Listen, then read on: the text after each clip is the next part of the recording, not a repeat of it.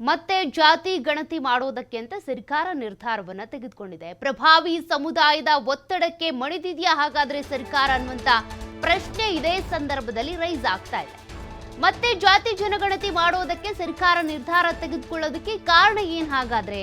ಪ್ರಭಾವಿ ಸಮುದಾಯದ ಒತ್ತಡ ಏನಾದ್ರೂ ಸರ್ಕಾರದ ಮೇಲಿದೆಯಾ? ಸಾಮಾಜಿಕ ಶೈಕ್ಷಣಿಕ ಸಮೀಕ್ಷೆ ನಡೆಸೋದಕ್ಕೆ ಅಂತ ಸೂಚನೆ ಕೊಟ್ಟಿದೆ ಹೈಕಮಾಂಡ್. ಸಮೀಕ್ಷೆ ವೈಜ್ಞಾನಿಕವಾಗಿ ನಡೆಸಿಲ್ಲ ಅಂತ ಆರೋಪಗಳು ಕೇಳಿಬರ್ತಿವೆ. ಹೀಗಾಗಿ ಸಮುದಾಯಗಳ ಸಚಿವರು ಕೂಡ ಈ ಒಂದು ಜಾತಿ ಜನಗಣತಿ ವರದಿಯನ್ನ ಜಾರಿಗೆ ಮಾಡೋದಕ್ಕೆ ಭಾರಿ ವಿರೋಧ ವ್ಯಕ್ತಪಡಿಸ್ತಾ ಇದ್ದಾರೆ. ಅದರಲ್ಲೂ ಲಿಂಗಾಯತ ಒಕ್ಕಲಿಗ ಸಮುದಾಯದ ಸಚಿವರ ವಿರೋಧ ಇದೆ. ಲಿಂಗಾಯತ ಒಕ್ಕಲಿಗ ಸಮುದಾಯಗಳಿಂದ ಈ ಜಾತಿ ಜನಗಣತಿ 2015 ಜಾತಿ ಜನಗಣತಿ ವರದಿ ಜಾರಿ ಆಗಬಾರ್ದು ಅಂತ ವಿರೋಧವನ್ನ ವ್ಯಕ್ತಪಡಿಸ್ತಾ ಇದ್ದಾರೆ. ಹೀಗಾಗಿ ಹೈಕಮಾಂಡ್ ಸೂಚನೆ ಕೊಟ್ಟಿದೆಯಂತೆ ಮತ್ತೆ ಜಾತಿ ಜನಗಣತಿ ಆಗಬೇಕು ಅಂತ.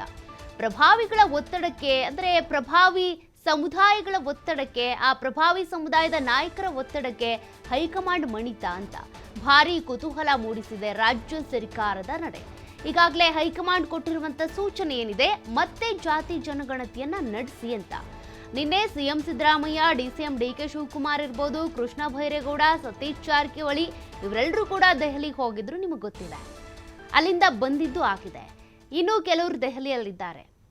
ಬಟ್ ಇಲ್ಲಿ ಗೊತ್ತಾಗ್ತಾ ಇರುವಂತ ಒಂದು ವಿಚಾರ ಏನಂದ್ರೆ, ಹೈಕಮಾಂಡ್ ಕೂಡ ಓಕೆ, ಪ್ರಭಾವಿ ಸಚಿವರು ಈ ಒಂದು ಜಾತಿ ಜನಗಣತಿ ವರದಿ ಜಾರಿಯಾಗೋದು ಬೇಡ ಅಂತಿದ್ದಾರೆ, ಹಾಗಾದ್ರೆ ಮತ್ತೆ ಜಾತಿ ಜನಗಣತಿಯನ್ನ ನಡೆಸಿ ಅಂತ. ಮತ್ತೆ ಜಾತಿ ಜನಗಣತಿ ನಡೆಸಬೇಕು ಅಂದ್ರೆ ಖರ್ಚು ವೆಚ್ಚ ಸಾಮಾನ್ಯನ.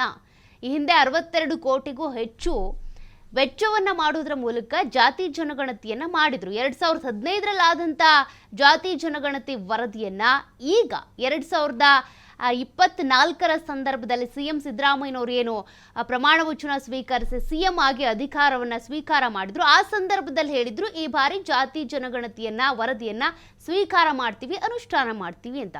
ಸ್ವೀಕಾರ ಮಾಡಿದ್ದಾರೆ, ಬಟ್ ಅನುಷ್ಠಾನಕ್ಕೆ ಲಿಂಗಾಯತ ಹಾಗೂ ಒಕ್ಕಲಿಗ ಎರಡು ಪ್ರಬಲ ಸಮುದಾಯಗಳಿಂದ ಈಗಾಗಲೇ ಒತ್ತಡ ಬರ್ತಾ ಇದೆ.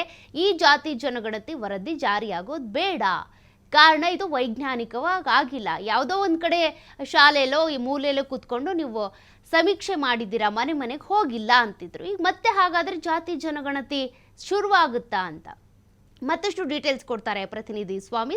ಈಗಾಗಲೇ ಜಾತಿ ಜನಗಣತಿ 2015 ಆಗಿತ್ತು, ಕೋಟಿ ಕೋಟಿ ಖರ್ಚು ಮಾಡಿದ್ರು. ಈಗ ಮತ್ತೆ ಜಾತಿ ಜನಗಣತಿ ಆಗಬೇಕು ಅಂದ್ರೆ ಅದು ಸುಲಭನಾ? ಯಾತಕ್ಕಾಗಿ ಹೈಕಮಾಂಡ್ ಈ ಒಂದು ಸೂಚನೆ ಕೊಟ್ಟಿರೋದು? ಈ ಪ್ರಬಲ ಸಮುದಾಯದ ನಾಯಕರ ಒತ್ತಡಕ್ಕೆ ಮಣಿತಾ ಅಂತ? ಖಂಡಿತ ಸೌಖ್ಯ, ರಾಜ್ಯದಲ್ಲಿ ಜಾತಿ ಜನಗಣತಿ ಜಾರಿ ಮಾಡಬೇಕು ಅನ್ನೋದು ಸಾಕಷ್ಟು ಚರ್ಚೆ ಆಗ್ತಾ ಇದ್ವು. ಈಗಾಗಲೇ ಕ್ಯಾಬಿನೆಟ್ ಮುಂದೆ ಕೂಡ ವರದಿ ಇತ್ತು.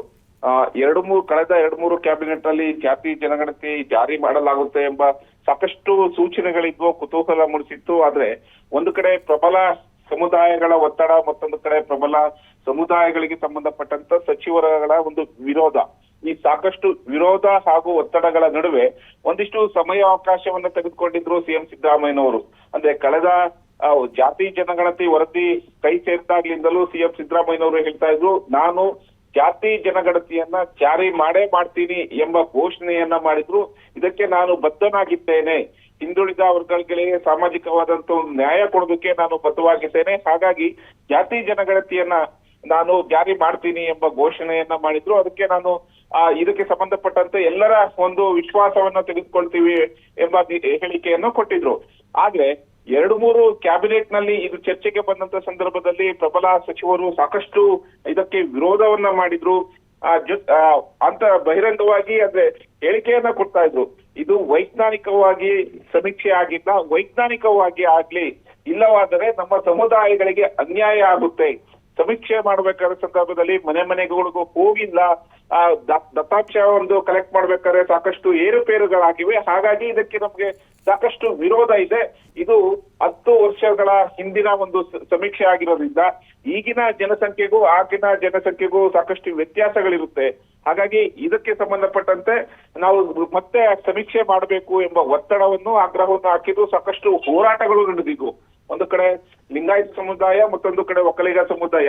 ಎರಡೂ ಸಮುದಾಯಗಳ ಮುಖಂಡರು, ನಾಯಕರು ಸಾಕಷ್ಟು ಹೋರಾಟಗಳನ್ನ ರಾಜ್ಯಾದ್ಯಂತ ಮಾಡಿದ್ರು, ಸರ್ಕಾರದ ಮೇಲೆ ಒತ್ತಡವನ್ನ ಹಾಕಿದ್ರು, ಜೊತೆಗೆ ಆಯಾ ಶಾಸಕರ ಹಾಗೂ ಸಚಿವರ ಮೇಲೂ ಕೂಡ ಒತ್ತಡವನ್ನ ಹಾಕಿದ್ರು. ಯಾವುದೇ ಕಾರಣಕ್ಕೂ ಈ ಜಾತಿ ಜನಗಣತಿ ಜಾರಿಗೆ ಬೇಡ ಎಂಬ ಒತ್ತಡವನ್ನ ಹಾಕಿದ್ರು. ಹಾಗಾಗಿ ಸಾಕಷ್ಟು ವಿರೋಧ ಆಗಿತ್ತು. ಕ್ಯಾಬಿನೆಟ್ ನಲ್ಲಿ ಲಿಖಿತ ಹೇಳಿಕೆಯನ್ನ ಕೊಡುವಂತೆ, ಲಿಖಿತ ರೂಪದಲ್ಲಿ ಕೊಡುವಂತೆ ಸಿಎಂ ಸಿದ್ದರಾಮಯ್ಯನವರು ಸಚಿವರಿಗೆ ಸೂಚಿಸಿದ್ರು. ಇದೆಲ್ಲ ಆದ ಬೆನ್ನಲ್ಲೇ ಇದೆಲ್ಲ ಬೆಳವಣಿಗೆ ಆದ ಬಳಿಕ ಕೇಂದ್ರ ಸರ್ಕಾರವು ಕೂಡ ಒಂದು ಮಹತ್ವದ ಒಂದು ಘೋಷಣೆ ಮಾಡಿತ್ತು. ಅದೇ ನಾವು ಕೇಂದ್ರ ಸರ್ಕಾರದ ಕೂಡ ಜಾತಿ ಜನಗಣತಿಯನ್ನ ಮಾಡ್ತೀವಿ ಎಂಬ ಘೋಷಣೆಯನ್ನ ಮಾಡಿದ ಬಳಿಕ ರಾಜ್ಯ ಸರ್ಕಾರಕ್ಕೆ ಹಾಗೂ ರಾಜ್ಯ ಸರ್ಕಾರದ ಜಾತಿ ಜನಗಣತಿಗೆ ಒಂದಿಷ್ಟು ಯಾವ ರೀತಿ ಆ ಜಾತಿ ಗಣತಿ ಆಗುತ್ತೆ ಎಂಬ ಗೊಂದಲ, ವ್ಯತ್ಯಾಸಗಳು ಮೂಡ್ಬರುತ್ತೆ ಅನ್ನೋದು ಸಾಕಷ್ಟು ಕುತೂಹಲ ಮೂಡಿಸಿತ್ತು. ಹಾಗಾಗಿ ಇದು ಹೈಕಮಾಂಡ್ ಗಮನಕ್ಕೆ ಹೋದ ಬಳಿಕ ಈಗ ಮತ್ತೆ ಸರ್ವೆ ಮಾಡುವಂತೆ, ಅಂದ್ರೆ ಸಮೀಕ್ಷೆಯನ್ನ ಮತ್ತೆ ಮಾಡಿಸಿ ಸಮರ್ಪಕವಾಗಿ ವೈಜ್ಞಾನಿಕವಾಗಿ ಸಮೀಕ್ಷೆ ಮಾಡಿಸಿ ಅಂತ ಹೇಳಿರೋದು ಸಾಕಷ್ಟು ಕುತೂಹಲ ಮೂಡಿಸ್ತಾ ಇದೆ. ಜೊತೆಗೆ ಈಗಾಗ್ಲೇ ಸಮೀಕ್ಷೆ ಬಂದಿರೋ ಕೈ ಸೇರಿರೋದ್ರಿಂದ ಇದನ್ನ ಇಷ್ಟು ದಿನ ಯಾಕೆ ನೀವು ತಡ ಮಾಡಿದ್ರಿ ಎಂಬ ಹೈಕಮಾಂಡ್ ನಾಯಕರು ಕೂಡ ಎಲ್ಲೋ ಒಂದಿಷ್ಟು ಗರಂ ಆಗಿ ರಾಜ್ಯ ನಾಯಕರಿಗೆ ಸೂಚನೆ ಕೊಟ್ಟಿರೋದು. ಅಂದ್ರೆ ಮರು ಸಮೀಕ್ಷೆಯನ್ನಾದ್ರೂ ಮಾಡಿ ಆದಷ್ಟು ಬೇಗ ಜಾತಿ ಜನಗಣತಿಯನ್ನ ಜಾರಿ ಮಾಡಿ ಎಂಬ ಆ ಸೂಚನೆಯನ್ನ ಈಗ ರಾಜ್ಯ ನಾಯಕರಿಗೆ, ಅಂದ್ರೆ ಸಿಎಂ ಸಿದ್ದರಾಮಯ್ಯನವರಿಗೆ ಹಾಗೂ ಡಿಸಿಎಂ ಡಿಕೆ ಶಿವಕುಮಾರ್ಗೆ ಕೊಟ್ಟಿರುವಂತದ್ದು ಸೌಖ್ಯ. ಓಕೆ, ಥ್ಯಾಂಕ್ ಯು ಸ್ವಾಮಿ ಮಾಹಿತಿಗೆ.